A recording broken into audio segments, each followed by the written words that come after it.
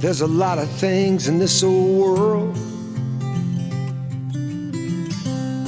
that just do not make sense. Like why there's so few believers on the firing line,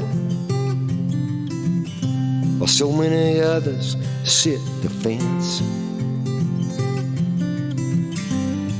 But if you want to know where the Word of God stands, and believe it wants to use your feet and hands, it's time to take your faith out of the seats and into the streets, and come along with me. If you only look, then you will see on WCN TV.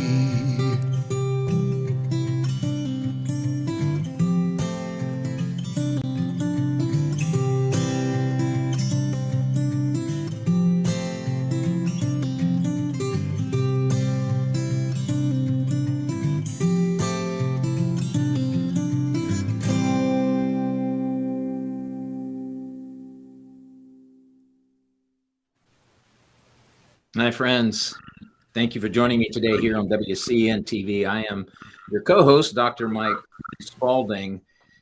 Do you have a sense that things are closing in today? That we're being, what's a good word, herded in a particular direction from all sides? I've made the observation before, but I'm going to state it again today. The government of the United States is not the friend of Christians. The government of the United States is not our friend. And they are demonstrating that, well, almost on a daily basis. They are, in fact, whether Christians understand this or not, they are, in fact, at war with those of us who understand what it means to live in a constitutional republic, freedom and liberty bequeathed to us by our Creator, not coming from the hands of our public servants who fancy themselves our masters now, by the way. More and more, friends, we see the examples out there. And today, we've got someone that's going to join us. I'll bring him on in just a moment. Going to join us and share his experience right here in our neck of the woods. So we can't say, well, I don't know anybody this has happened to. I see the headlines, I read what's going on, but that's, is it really that bad? It's worse. You do understand that the lying media doesn't present the truth except when it has to. And then begrudgingly, and then with only some of the facts. So we're going to hear Darwin's testimony, his experience in just a moment, but I'll show you some of the things that are going on today. And all of this is just in the last week. Just in the last week, events all over America. So here's one you're looking at. A top New Hampshire conservative was targeted, and that's a good word to use, targeted by child services in his county for the alleged fact that he treated his son with ivermectin. Can you believe that? J.R. Hull, he's the founder of Reopen New Hampshire, an activist group that criticizes COVID-19 vaccine mandates. There's the real reason they came after him. Let's be open and upfront about this. It had nothing to, well, probably had a little bit, they use that as an excuse, but the fact that he is a vocal activist against statism and the policies of the state being pushed down to the state from the federal government and health services, that's why they came after him. Now, what's amazing to me is they actually sent armed people to his home, and they were going to forcibly remove his son from their home. Now that's pretty amazing. You read down through this article, and I got a chuckle out of it, because the author of the article said the son that they were trying to remove is over 6 feet tall and has a black belt in Taekwondo. You think you might want to give pause to whether or not you're going to lay hands on that young man.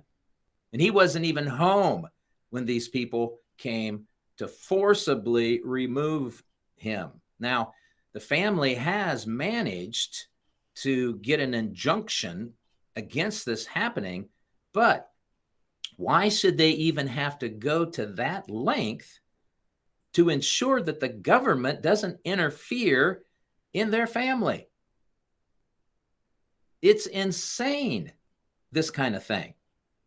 So that's example number one. Example number two has to do with Christian schools. Christian schools.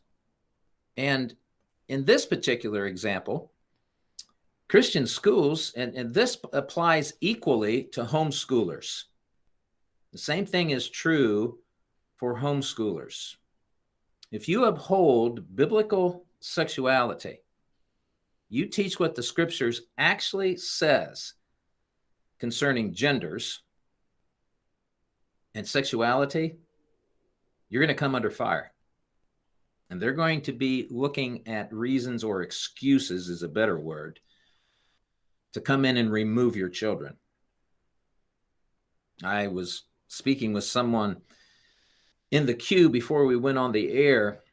Perhaps some of you have joined us today are aware of this, but in Canada, they have now made it illegal for pastors, ministry leaders, churches to teach biblical sexuality. And what I mean by biblical sexuality is that God created them male and female. That marriage is between a biological man and a biological woman. That a family is a biological man, a biological woman, and their biological or adopted or foster children. There aren't 37 different kinds of sexes, like these wicked people that are in control of our nation right now want you to believe. So here's an example right here, and this was Tony Perkins. It's very illuminating. The very first paragraph: inflation is off the charts. Russia's on the verge of Ukrainian war. Shoppers can't find a bag salad to save their lives. And what's Joe Biden's focus? Transgenderism. You know, this wickedness is pervading every aspect of our government, of our culture. Even the military is being held hostage to this sexual depravity, this sexual dysphoria. So that's a second example. The third example, this is one that you're no doubt familiar with, because it started quite a mess recently. I would remind you. So the article itself: GOP lawmakers demand ouster of education secretary over role in targeting parents. Do you remember the brouhaha that resulted the Virginia gubernatorial campaign this last fall, when the incumbent McAuliffe made a huge blunder, huge mistake, and I'm of the opinion that it actually cost him the governor's office. He made a comment to the effect, and this is a paraphrase, but to the effect that parents shouldn't have any say, very limited say, in the education of their children. They shouldn't be involved in giving their opinion about curriculum, about standards, or any of this thing. Parents need to stay out of the picture, was basically what McAuliffe said. And of course, he said that. He's a sitting Democrat. He said that because Virginia has turned blue. And he said that because at the time he had a lead in the polls and he thought he was on safe ground. So he was being truthful. the pushback, the uproar was immediate. And I don't think McAuliffe or the Democrats in Virginia were ready for it. But his challenger, Youngkin, grabbed a hold of that and he ran with it. And he actually ended up winning that governor's race because of McAuliffe's huge, huge mistake in telling the truth for once. So that's a third example. There's what's going on. So let me add this. Some of you are familiar with this. What happened as a result of that? This came out that the National School Board Association had requested a letter. The Biden Justice Department obliged with a letter on DOJ letterhead that basically described parents who went to school board meetings and protested what the school boards were allowing to be taught and allowing books that were allowed to be in the libraries. And I'm going to finish with that article from the Loudoun County issues in Virginia. But they termed parents who actually took an interest in their children's education and had the nerve to tell the school board they needed to listen to them and not what they were being told from the money people, which is true. We called them domestic terrorists. Do you remember that? Parents who took an interest in their children's education are domestic terrorists. You can't make this stuff up. Finally, Spencer, the next one, the Biden administration is making lists of religious vaccine objectors. Now, this one is troubling for a number of reasons. One of which, who do you think comprises this demographic of those who are standing opposed to this poison that they're trying to inject in people? Well, it would be Christians. It would be liberty and freedom-minded individuals. It would be a lot of homeschool families. So what they're doing is they're squeezing us all into this corner. And I happen to believe that what they're really trying to do is they're trying to manipulate or create a situation that they can exploit. So the last one, Spencer, in spite of all of that, we can win if we keep the pressure up. I want you to understand that. We can win if we keep the pressure up. We're not going to win if we back down and we just concede and we just go along to get along. But if we push, stand firm, we can win. Right here, Virginia's Loudoun County pulls the sexually explicit. I don't know if anybody saw the video from the mother that went to the school board meeting with the book that they had in their library and read it out loud to the school board members and said, if any of you are in support of this kind of garbage, being allowed, our children being allowed to read and encouraged to read, you ought to be in jail, because this kind of stuff right here will get you in jail if you did it. So it's good to see this yesterday. This came out yesterday where the school board finally relented. The pressure got so much that they finally relented. So the message for us, friends, is you keep pushing. You keep representing your King, Jesus. You do not back down. These people cannot win if we come together and unite against them. We can win this. So that's my encouragement to you. Now, just in case you're thinking, yeah, but Mike, that's in Virginia, or that's California, or that's Texas. How about an example from Wisconsin? How about one of your neighbors? How about you hear a real life testimony that ties right in to the horrors that some families are experiencing right now in America? Well, I'm blessed to welcome to the to the show, Darwin, I'm sorry. Thank you so much for joining me. And you have to unmute.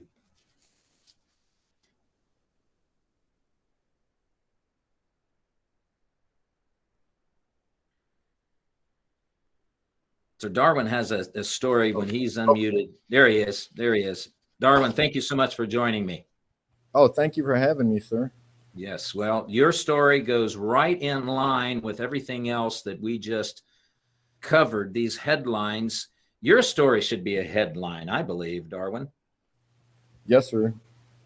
So tell us about your experience, and start wherever you would like to start, and walk us through what has happened to you and your family. Well, I'll probably start in the middle. About 6 months or so or less after my children were taken from me, which they were taken from me in January of 2021, my attorney had gotten a document through the discovery process that I just happened to find in perusing this whole pile of, or this whole folder, electronic folder of documents, that was a secret complaint against me that had never been shared with me, that indicated that they took my children away from me because they don't like what they define as the biblical patriarchy, which is not the biblical patriarchy. And in meetings with them before that, they made it clear they also don't like my homeschooling, which is Bible-based. And so that's the middle of the story. And it all started back in around October of 2020, when I was given my then wife had run off with our daughter, and I had to, the only way I knew how to get her back from talking to attorneys was to go and file a custody action in the family court in Washera County, which is the county I live in Wisconsin. And Washera County ordered her to bring my daughter back. And about 10 months after that happened, I was the only one homeschooling our children. And I asked the guardian ad litem to please give me more time to homeschool them, because their minimum classes were about 30 weeks long.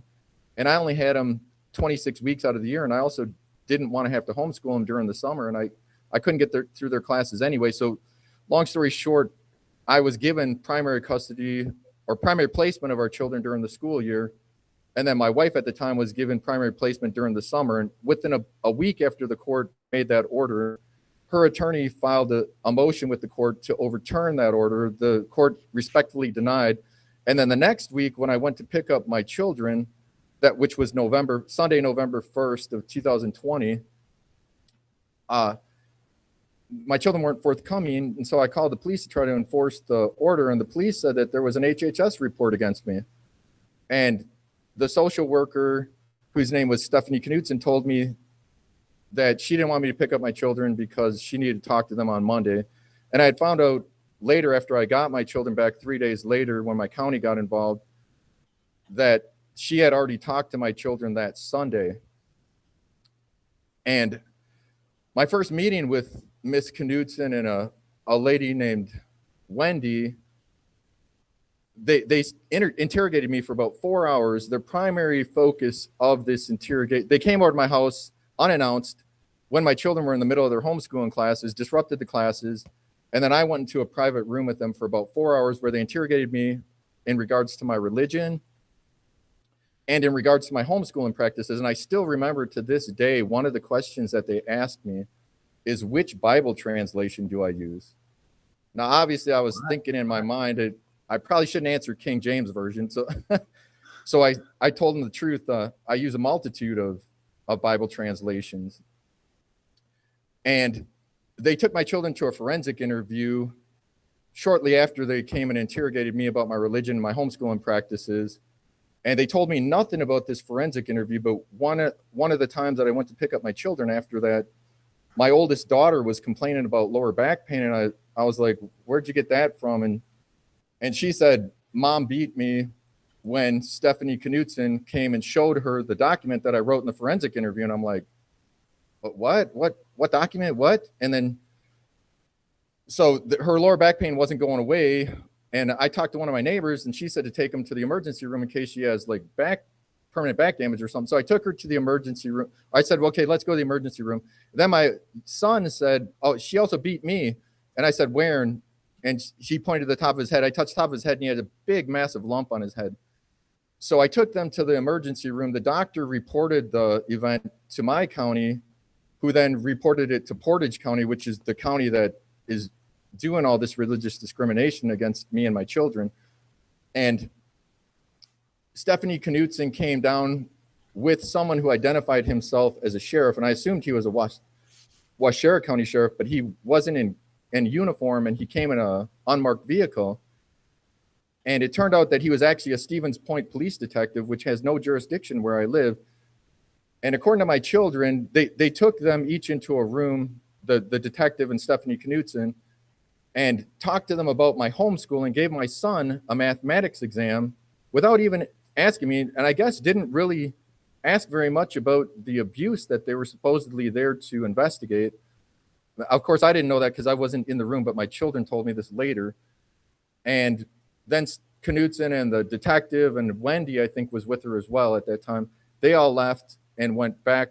And within an hour or two after they left, they said to hand over my children to their mom when she comes, because she did not abuse them, because they didn't listen to her about eating an orange or something like that. And so she beat them for that reason. And sometime in November, my county, Waushara County, said that Portage County and them were going to close the case in December. I forgot the exact date. It was late December 20 something. And the last meeting before they supposedly were going to close the case, Emma Dahl from my county's social services came over along with one of her coworkers, and Stephanie Knutson and Wendy from Portage County came over, and Wendy and Stephanie Knutson were yelling at me, and my children were in the other room with some neighbors of mine who heard them yelling, and they were yelling all kind of crazy accusations that I couldn't believe. I can't remember what they were at this point, but and then they suggested that I get my children counseling, which I actually signed them up to get, but apparently they, through my wife, or at the time, disrupted the first appointment with their counseling, which was supposed to be on January 20th.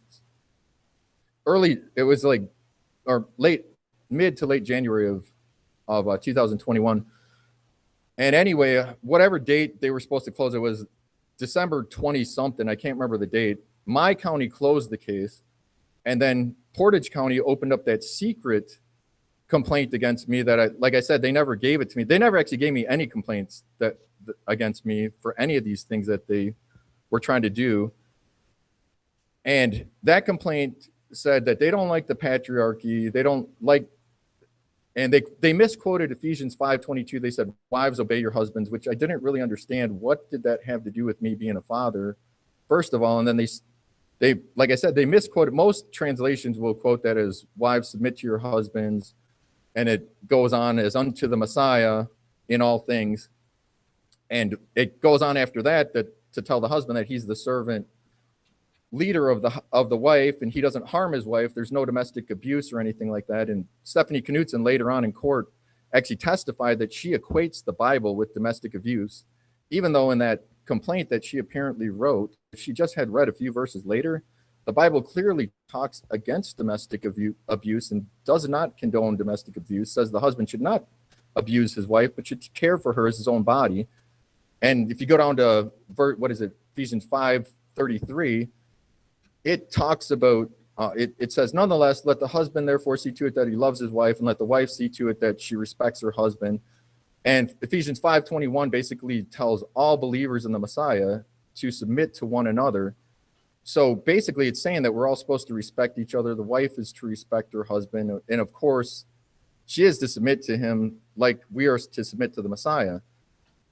But it's not a servitude relationship like the Portage County seems to have in mind when they made up their complaint.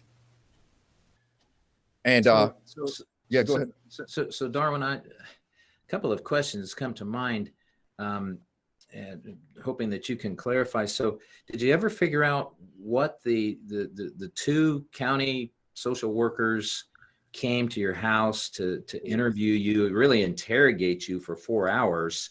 Were you by yourself, and these two county employees were interrogating you? And did anything ever come out of that? I mean, did they concoct any kind of accusations from that 4 hours?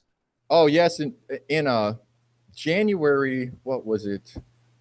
The complaint I think was dated January 6th of 2021, and I didn't get it until I want to say it was, I'm just going from memory, Wednesday, January 18th is when I actually got that complaint. And it was horrendous, this complaint. I mean, they had every kind of horrible accusation that I think you could think of made against me. And that complaint relied heavily on video evidence that they claimed videoed my children saying horrible things about me. And I didn't know what to say. I actually asked my children, did a few of the things on that complaint, I said, did you say this? And they said, no, that was the first they heard of it. And wow. Also months later, my attorney actually got copies of those videos, and I went through endless hours of those videos, and I saw my children being trained to say bad things about me and my mother. But my children actually never said anything bad about me. They avoided saying things. They used all kinds of tricks or tactics, that a child would use to avoid saying what they were being told to say about me. But they never, and none of the videos that I saw, did they ever say that. And in the court, they never used one of those videos against me, but they made all these horrible accusations and based them on this alleged video evidence. But like I said, when I reviewed the videos, my children were trying not to say what they wanted them to say.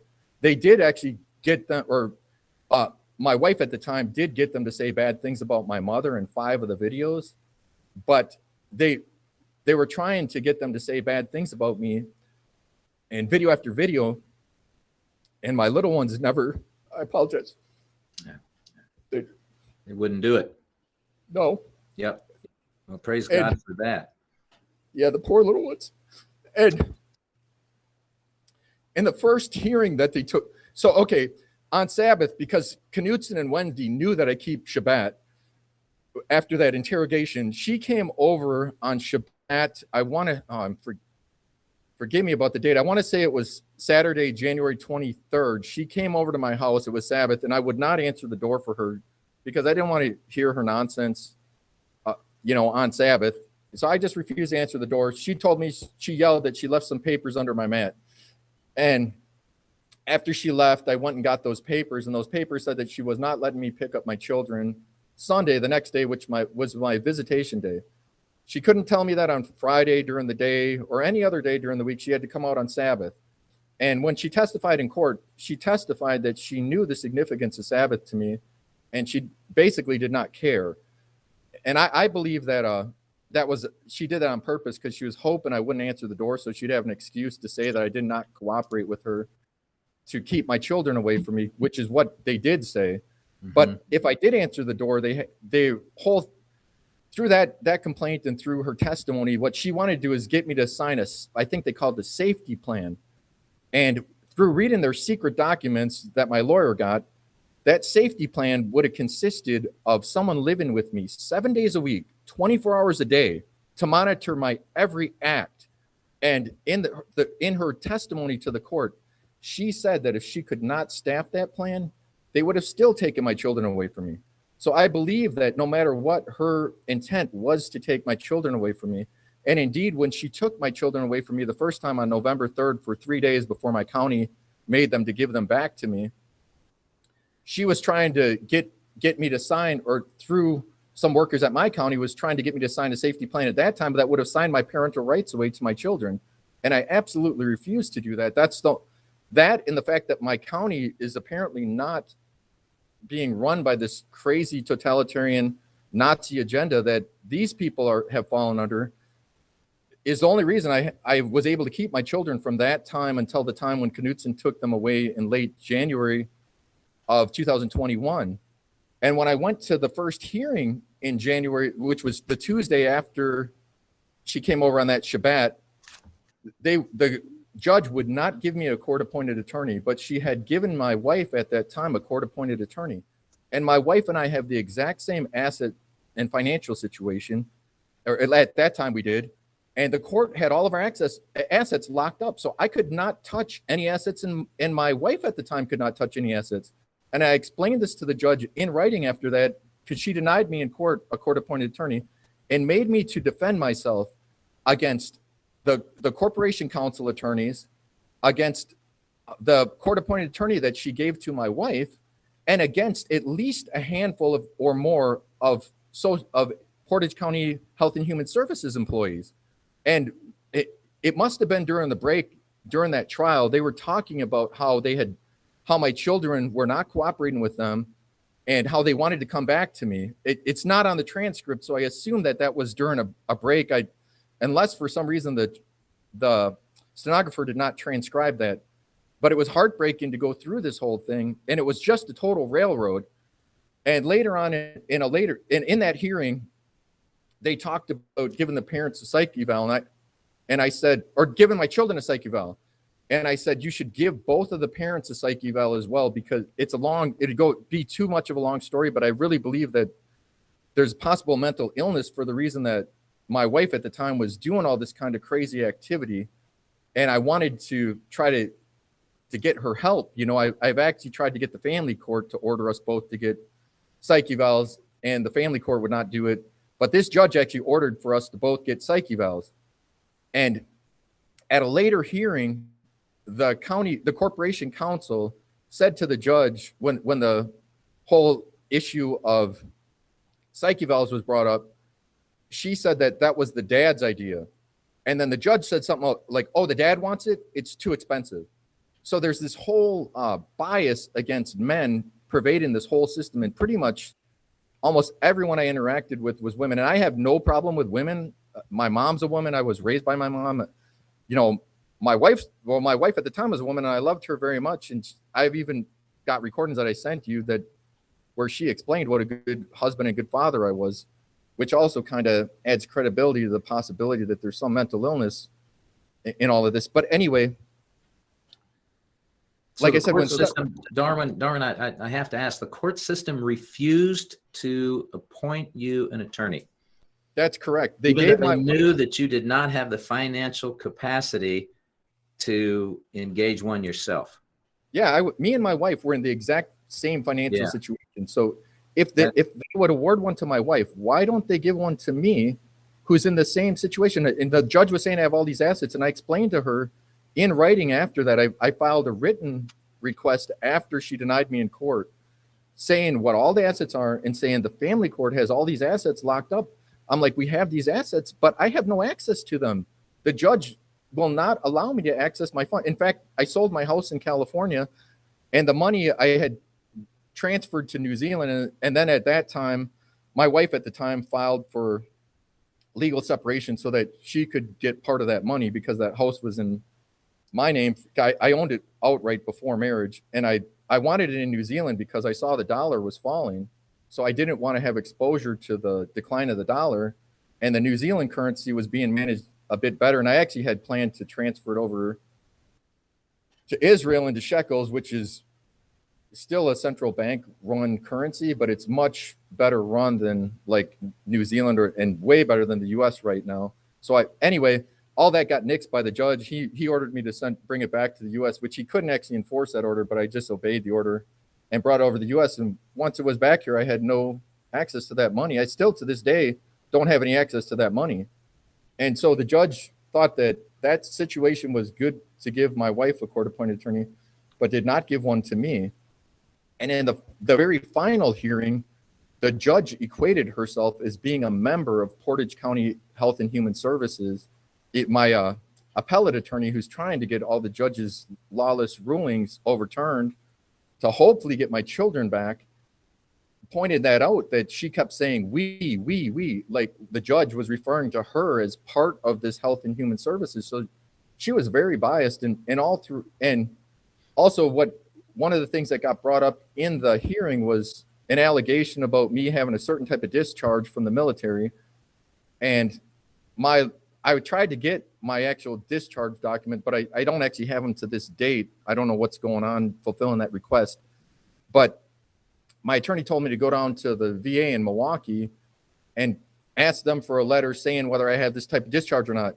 And so I asked them, and they said, no, there's no record of him having this type of discharge. And the judge said in the prior hearing that if you have this type of discharge, that's going to look very disfavorably on your character. Then when I proved to her that there's no record of me having this type of discharge, she said, well, I never cared about your discharge. So it was like, no. And another thing that happened in the final hearing, they stopped prior to the final hearing. There's so much I could tell you about all these visits, because they weren't letting me see my children at all. And I wrote to them, I said, hey, don't I have a right to at least see my children? And so they made me come into this sterile facility for 2 hours every week to see my children under supervised visits. And one of the visits, they traumatized my children when I tried to give them a letter from their friends in Arkansas. And after that, I was like, we're not doing these visits anymore. You're traumatizing my children, and I can't partake in that. And the garden ad litem after that got them to start bringing them out to my house. Well, my children did not want to leave. When they started coming out to my house, they were begging these social workers to let them, they weren't actually social workers most of the time. There were some lower employees, and they were begging those lower employees to ask the social workers to let them stay with me. And the social workers wouldn't let them stay with me. My little girl, she used to go up and hide. And I think it was the last time that they let them come out to my house. Anyway.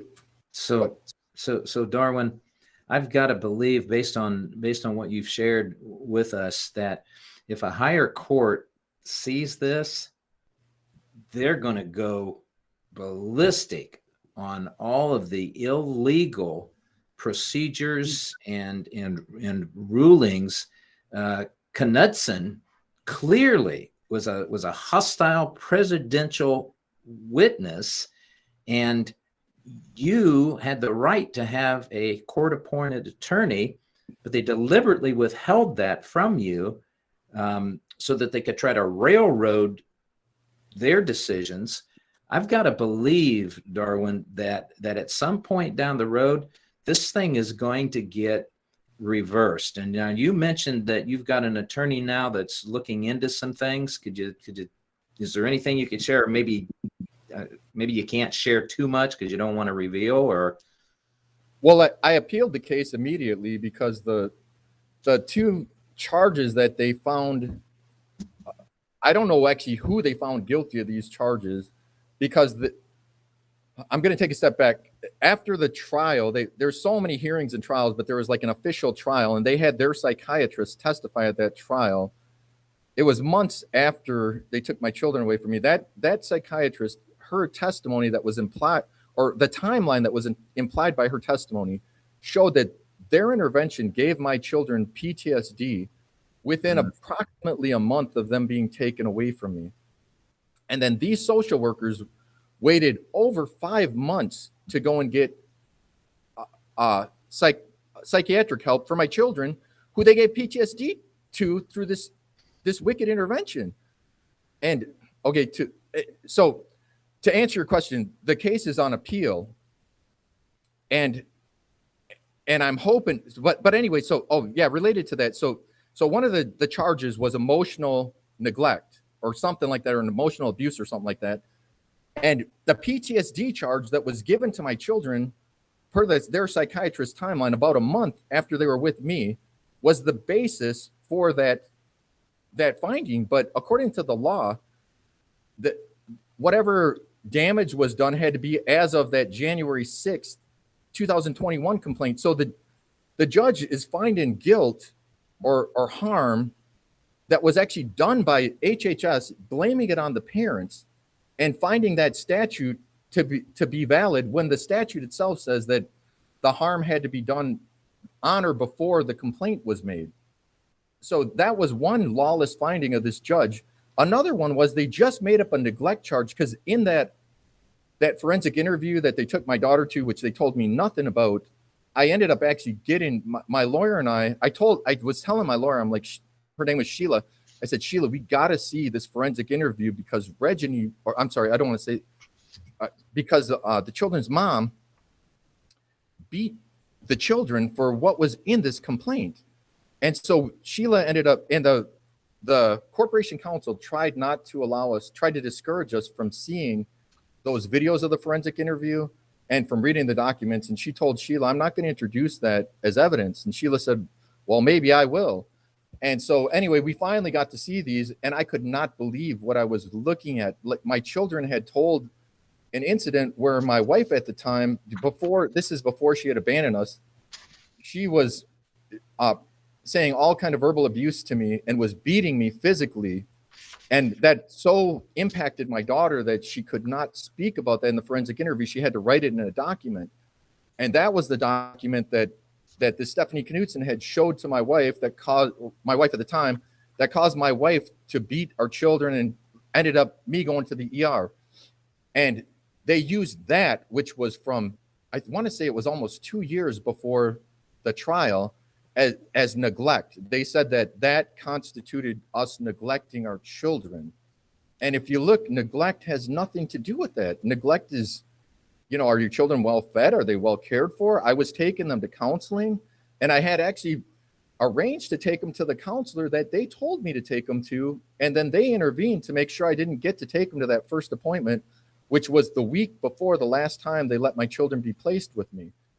So everything that this judge, the two charges that this judge found, they call it CHIPS, Child in Need of Protected Services, I guess against me and my wife at the time, they actually caused, the one they caused, and the other one had nothing to do with neglect. And my attorney, Sheila, she said that that's a common thing that they do up there, is every family that goes through their system, they automatically tack on a neglect charge, and they make neglect whatever they want it to be. And they always find the family guilty, at least of this fake neglect charge.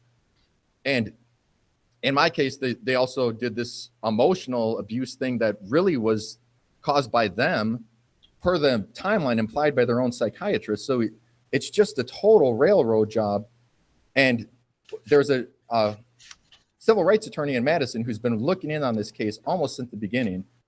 And she analyzed their internal documents back in June. And at that time, she said that what they're trying to do is use my children to take to take the children's mom away from their religion. And then they're going to use, once they have her, the mom taken away from that religion, they're going to use her to get our children away from that religion. And she said that's social engineering. And that has nothing to do with what social services, what Health and Human Services was established to do in regards to children. They're to protect children from harm from their parents, if their parents, or from anyone else, if their parents are unable or unwilling to protect them from that harm. In this case, my children were not being harmed by me. My own county social service, the social workers from my own county, testified at the hearing what a good father I was, what a good life my children had with me. And so did other people at the final hearing. People that had seen me as a father with my children testified what a good father I was. And these people did not care. The only thing they cared about is indoctrinating my children into their worldview and not allowing me to practice my religion with my children. And when my children were with me on various visits, they used to disrupt whenever the Bible was being read, they'd make loud noises. One time my daughter wanted to play a worship song when she was there, and she was worshiping so powerfully, and the worker from this Portage County HHS yelled, "Can we turn this noise down?" But thankfully we all ignored her, and my little sweetheart just kept worshiping. And regarding that whole gender dysphoria thing that they're trying to train our children into, my youngest daughter, who was 3 at the time, on multiple visits came over talking about how she was asking me, is she a boy? And I was like, no, you're not a boy, honey. You cannot be a boy. Elohim, God made you a girl, and you can never be a boy. And then another time she came over and I was holding her and we were walking outside on the road, walking the dogs. And she asked me, "Daddy, if I cut my hair, will I be a boy?" And I said, "No, honey, you'll be a girl with short hair." So they're training my children not only in this, whatever this lawless religion is of theirs, but they're also trying to give my youngest daughter, who at the time was 3 years old, now she's turned 4, this crazy gender dysphoria. That's child abuse. These people had put my children, they're supposed to be with their mother, but my children said they're regularly in foster care. My 2 oldest children were attacked by a large Mastiff dog in the foster care facility. They were blamed by the negligent foster care people, I don't know if they're who they are, if they're parents, I don't know what this facility is, that they caused the attack, because my son was apparently running and the dog attacked him when he was running. And they said, you don't run around the dog, it's your fault. And my son actually believed that it was his fault that he got attacked by this large mastiff dog. And my little baby, the one that they were trying to train, she's a boy, she got cut on some metal in the yard. And I noticed the cut when they brought her over for a visit. It was 2 large cuts on the lower part of her right leg, on the right side of that leg. And it looked like they should have got stitches. And I asked her, what happened, honey? And she said that she got cut at this foster facility. And I was like, well, did anyone take you to the hospital? And she said, no. And I'm like, well, what happened? She said, I hid it because I was afraid to tell Miss Tanya because I might make Miss Tanya angry. So I don't know. They're taking them to a negligent foster care facility. They're putting them with the parent who really did mistreat the children, and they're keeping them away from the parent. I just so you know, I have 2 master's degrees. I have a master's in electrical engineering from the University of Illinois at Urbana-Champaign, one of the top ranked engineering schools in the country. I have an MBA with 5 majors and distinction from Kellogg, Northwestern University. And I have a bachelor's in computer engineering with honors, also from the University of Illinois at Urbana-Champaign. And I had my children years ahead of their public school counterparts. I had taught my children to read since shortly after they were able to talk. And I had them taught to read the Bible. I started them reading on the Bible after I taught them basic phonics and basic how to sound out words. I got them onto the Bible, and they used to read the Bible for pleasure. They used to love the Bible.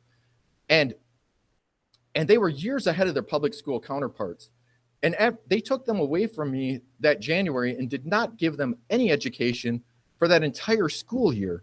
And now I found out through my family court attorney at the final divorce hearing, she asked my ex-wife at that time, where are the children, who's educating the children? And they put them in school. And I had explicitly told them, I do not want my children in school. I asked them when they did all of this, let me come up there and teach my children. Because I was doing that actually with my wife at the time. She was not teaching them, and I had made arrangements with her. I would get a room up at the Portage County Public Library, and I would go and pick the children up. It was a big hassle for me because Portage County is about anywhere from like 40-minute to over an hour drive, depending on traffic and weather and whatnot. But I did it for my little ones. I used to go get them first thing in the morning, as early as she would let me get them. Half the time she would make me wait an hour in the parking lot before she sent my children down to teach them school. I would take them to the meeting room I had in the library, and I would teach them in the library until their time was over. And then I'd take them back to their mother. And I was doing that before the court actually intervened and allowed me to have time with my children every week during the school year so I could teach them. They did not give me the time that they would give a public school parent. They gave me part of 4 days of the week and also part of Sunday. But I was fine with that because it was better than what I had before that. And like I said, my children were years ahead of their public school counterparts. And after they did this intervention, my children were highly functional children. They were so well behaved. And after they did this wicked intervention, they were like basket cases. You couldn't even, they were so, like my little boy. We used to have this game that we would play called High Up Handsome, where he liked to be thrown up in the air and caught by me. And he was terrified to play that game with me one time. And since he was a little one, like when we were in New Zealand, from a little tiny boy, he used to like me to take him to the park and push him on the swings. And he would like to be pushed as high as the swings could go. And he never wanted me to stop. I used to try to get him to play on other parts of the playground, but the swings were always his favorite play. After they had canceled the visits to my house, which, this is an interesting one. My son had forgotten how to ride his bicycle. I don't know how you forget to ride a bicycle, but when he was at visits to my house, he really learned riding his bicycle, and he was so confident and proud and happy that he had relearned to ride his bicycle. And those employees at Portage County HHS saw that, and they told me, they made up a story that he almost got hit by my neighbor's truck riding his bicycle, which was not true, because I actually saw the day when my neighbor drove by in his big semi truck, and my son was way down the driveway, and I had taught him to do that. I taught him, like, if you see a vehicle coming, You get off to the side of the road and wait for the vehicle to pass as soon as you see it. And my son did exactly what I taught him. He came into the driveway way before that vehicle got there. But anyway, he was so happy to have learned to ride his bicycle that they made up that story that he almost got hit by my neighbor, and said that he cannot have visits at my house, or said that he's not to ride his bicycle at my house anymore. Well, the next visit when he came over, he wanted to ride his bicycle, and I did not have the heart to tell my child, who loved riding his bicycle, that you cannot ride your bicycle with me because these social workers say you can't ride your bicycle with me. So I let him ride his bicycle. After that, they canceled the visits to my house. And at the final disposition hearing, that matter came up. And I brought my neighbor there to testify that he did not almost hit my child. He was nowhere near my child. And they admitted that they lied. They said, well, we'll just stipulate to the fact that we lied. And so then my attorney said, well, your neighbor can go because he's a farmer and he had work to do.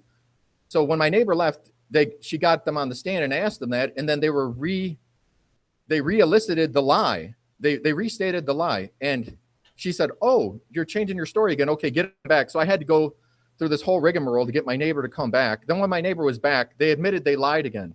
And the judge saw all of this. And in her final statements, in addition to saying that, calling we as herself part of HHS, she yelled at me for allowing my child to ride his bike again, even after having heard the lies of these social workers that they just made up that story so that they wouldn't have to bring my children out to my house anymore.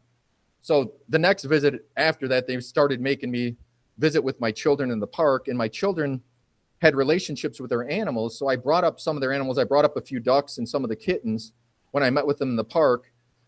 And so they didn't like that either. They didn't want my children to have relationships with their animals. So they said after that, you cannot meet with your children in the park. We're going to meet with you in the children's museum or some other public indoor facility where I could not bring my children and their animals. So these people were constantly trying to take away joy from my children every time that I interacted with them. You know, it was like they were trying to steal my children's joy with me. And it was just too much. I just couldn't go along with it anymore. And after that, I just decided, and the judge, one of the good things the judge did do is she recommended that they have to get my county back involved and supervise the visits between me and my children. But Portage County Health and Human Services has been refusing to follow the judge's advice to get my county back involved. And so right now I haven't seen my children since August. And anyway, like I said before, that it was all these visits, which I love to see my little ones, but at the end, I just couldn't take any more of watching them torment my children and steal their joy from them. Yeah. Darwin, it's become painfully clear to me that the Portage County HHS and everybody affiliated with this travesty that's been imposed upon you and your children, they are the real domestic terrorists. Definitely. It is, and I might add that this is demonic. This is very demonic.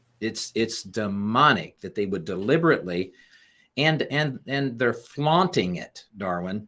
As I've heard your testimony and your story, the judicial system, and this is not news to you or those that have joined us, I'm sure, but our judicial system has been turned into a weapon against the people. They have been weaponized, and now it's not just making sure that the rule of law is being applied equally and fairly, but now it's actually lawfare. They're using the law as a weapon of war against people just like you because you're a believer in the Lord Jesus Christ. There's no other explanation for their hostility and their continued manipulation of the rules and the statutes surrounding your case.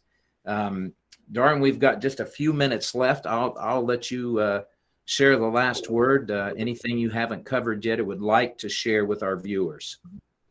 Well, we've tried, me and some brothers and sisters from our fellowship tried to go up and get the board of Health and Human Services in Portage County to step in and do their oversight responsibility. And they're violating the Wisconsin open meeting statutes and not allowing us to speak at those meetings, not allowing us to add agenda items to those meetings. And they did the same thing with the Portage County board. I took the matter to the Attorney General, which is what the statute says that you're supposed to do with open meeting violations. He said to talk to the district attorney. Just today before the meeting, I got a letter from the district attorney indicating he actually quoted part of the statute, which shows that they're supposed to let the public talk at these meetings.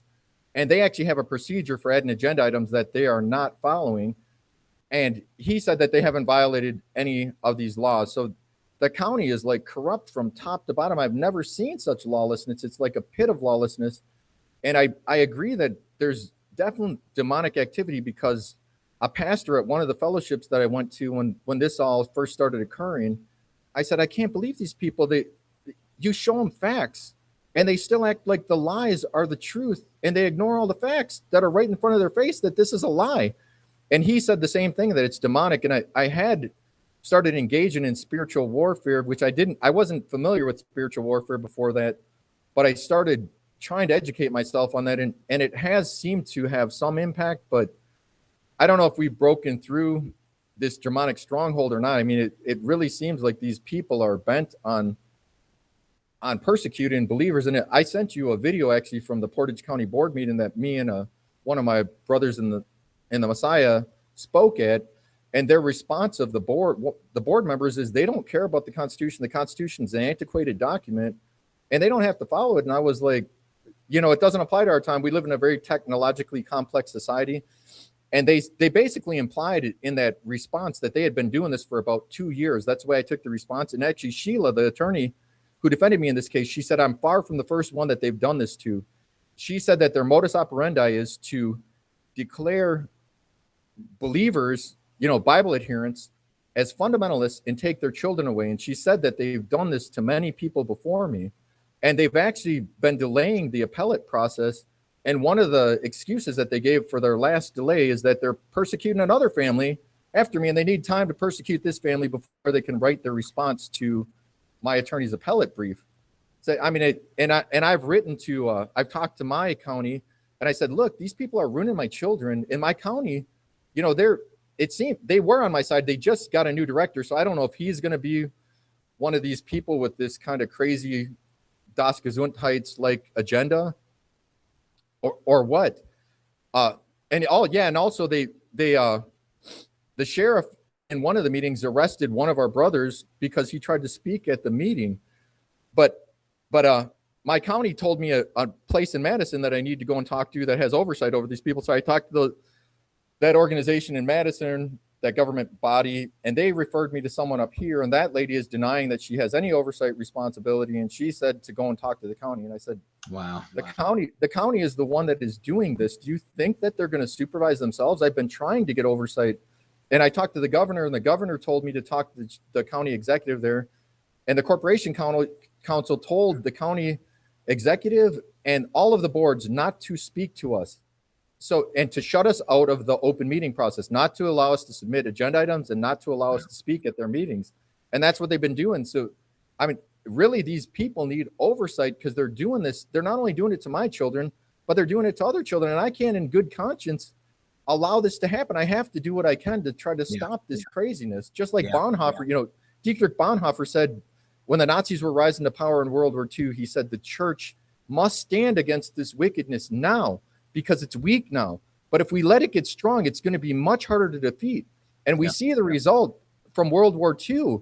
They had to be saved by us, the Allied forces. Well, guess what? If we let them take over this nation, there's no allies coming to save us. That's right.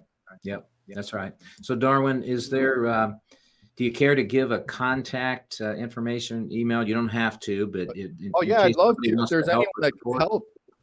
Yes, sir. If there's anyone that could help us, my email address is Darwin, like my first name, DARWIN, at Hypergalaxy. That's HYPERGALAXY.com.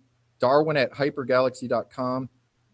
And if you want to call me, it's much more difficult to get a hold of me, but my phone number is area code 858-633-6630. Again, that's 858-633-6630. We still intend to try to go to those board meetings and have some type of impact there. So if there's anyone that would like to join us and support at those board meetings, or if you're a parent who has had this done to you by Portage County, if you want to contact me and join in what's probably going to be a civil rights lawsuit against them, that would also probably benefit everybody up there, because this has to be, we have to do what we can to stop this wickedness. Yes. If we leave it in check, I mean, they're doing this to my little babies right now. We're highly functional children. I told you, I'm a highly educated person. I have no criminal record. I never did anything to harm my children. And they're doing this to me like one of the most excellent fathers you're ever going to find. Imagine what they'll do to someone who's marginal, who's a believer, who has no education, has no resources, has no ability to defend themselves at all. They're going to trample them. And that's right now. And if they get away with this, what are they going to do to anyone after this? That's right. Yep, that's right. I agree. Well, Darwin, thank you so much for joining us here on WCN TV and sharing your testimony and experiences. I'm believing that the Father is going to use this to light a fire in other people's lives to say, listen, it hasn't happened to me yet, but it could. So I'm going to do something now. And I'm praying that you'll receive contacts from many people saying, I'll get in this fight with you. So thank you, Darwin, for joining us today. I appreciate it very much. Thank you, brother. God bless you. God bless you. That's all we've got for you today, folks, here on WCN TV. Stay tuned for the next episode, and that will be 1 week from today on Tuesday, the 25th. God bless you. See you next time.